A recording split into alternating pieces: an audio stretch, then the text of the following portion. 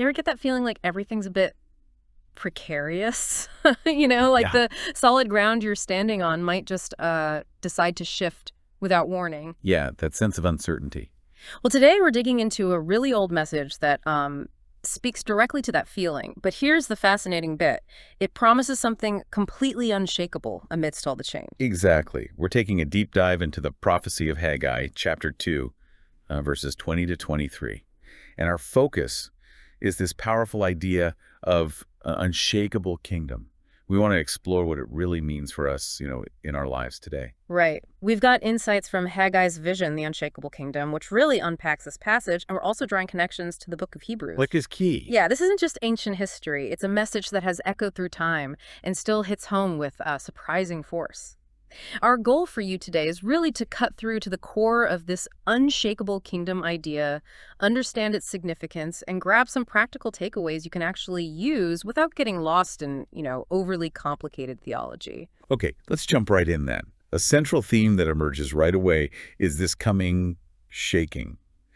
Haggai 2.21 declares, "I will shake the heavens and the earth." I mean, it paints a picture of something truly monumental. It does sound dramatic, and it's not just like a single event, is it? The source emphasizes this as a divine intervention, a fundamental reshaping of the world order, Yeah, affecting everything. affecting nations, governments, even our economic systems, like a total reset. Precisely. And this isn't just a one-off mention either. We see this idea repeated in Haggai chapter 2, verse 6, and then again, importantly, in Hebrews 12.26. So it's underlined. It really is. It's like the universe is saying, pay attention, this is certain. This coming instability is deliberately contrasted with the permanent nature of God's kingdom, the one thing that will remain. It really makes you wonder about what truly endures, doesn't it? It does, and it's interesting that the source points to the Exodus as a kind of preview, right? God shaking Egypt to free Israel. That was a huge power shift, just on a maybe smaller scale. Absolutely. The Exodus provides a clear historical example of God's power to disrupt and, well, rearrange existing structures. But the shaking Haggai described, it's portrayed as far more encompassing, global, really, in its impact. Okay, so against this backdrop of coming turbulence, there's this solid promise, the unshakable kingdom. Hebrews 12.28 puts it so clearly. Receiving a kingdom that cannot be shaken, let us be thankful. Such a powerful verse. So what's the purpose of all this shaking then? If the end goal is stability. Well, the shaking isn't just about destruction, you see. It's presented more as the necessary prelude, the clearing of the ground, so to speak, to fully establish this eternal kingdom. Okay. And this kingdom is defined by true justice, lasting peace, and the full expression of divine presence, a state of perfect order and harmony, essentially. Which really makes you think, doesn't it? I mean, in our own lives, constantly navigating change and uncertainty, what does it practically mean to receive a kingdom that can't be shaken? How do we tap into that stability now? That's the key question, really, the one for you to wrestle with. And to help us get there, the source material highlights 3 crucial insights from Haggai 2.20223. The first one is actually a serious warning. Don't disregard the speaker. It immediately brings to mind Hebrews 12.25. See that you do not reject him who is speaking.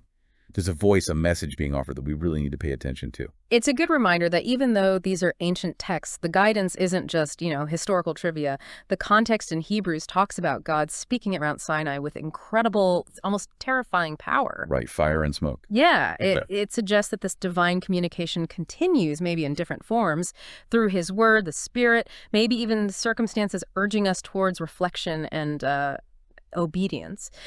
So it's not just about what was said way back then, but how are you, the listener, actively listening to the guidance around you today? Are you open to messages that might challenge your current views? That's a great point.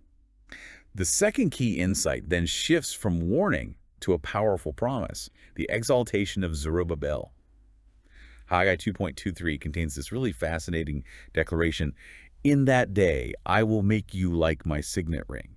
Now, a signet ring in that culture, that was incredibly significant. It sounds important. What did it symbolize exactly? Well, it was a potent symbol of authority, first off, but also trust and divine selection.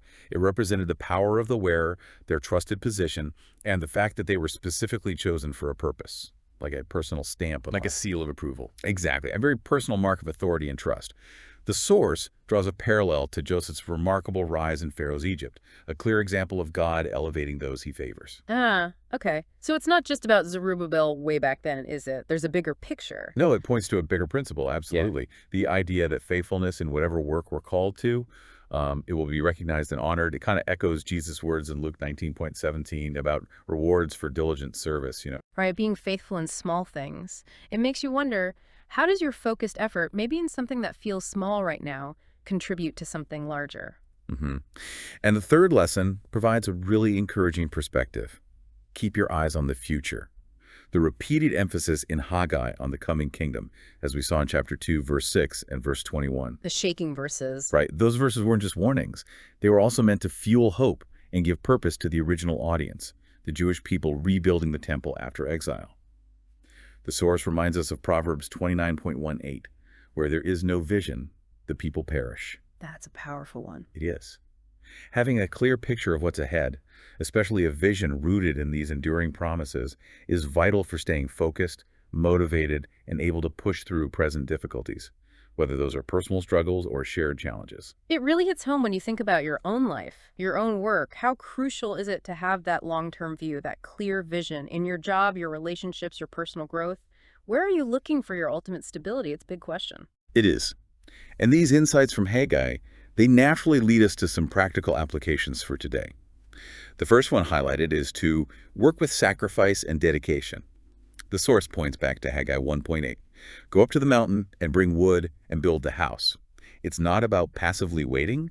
It's an active call, a call to contribute. Yeah, it's a reminder that meaningful things often require real effort, don't they? Not just a casual nod or half-hearted involvement. Exactly. Work that truly matters, work that contributes to something beyond ourselves. It often demands genuine effort, personal sacrifice, deep commitment. It's about wholehearted involvement.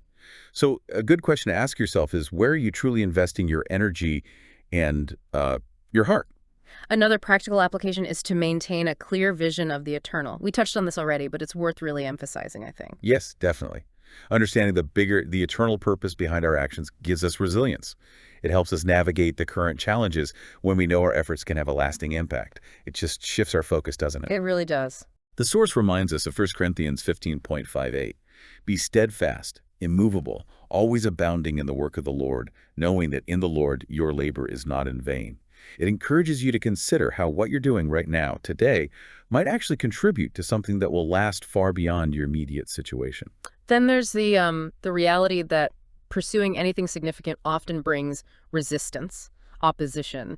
The source addresses this with the application to resist opposition with faith. Yeah, the people in Haggai's time definitely faced obstacles as they rebuilt the temple. There was opposition. And similarly, anyone striving for a worthwhile goal today will likely encounter challenges, setbacks, maybe even criticism. Happens all the time. It does.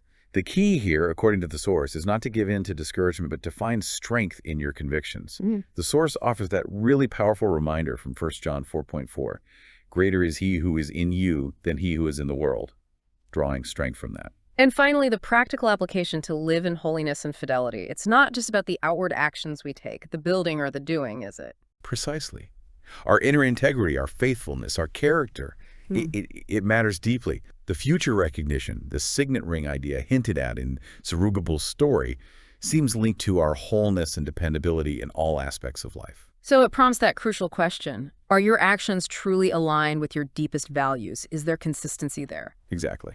So when we put it all together then, what's the core message of Haggai's vision for us today? What's the insight that, really sticks? Well, ultimately, I think Haggai's message is one of both profound hope and a clear invitation to action.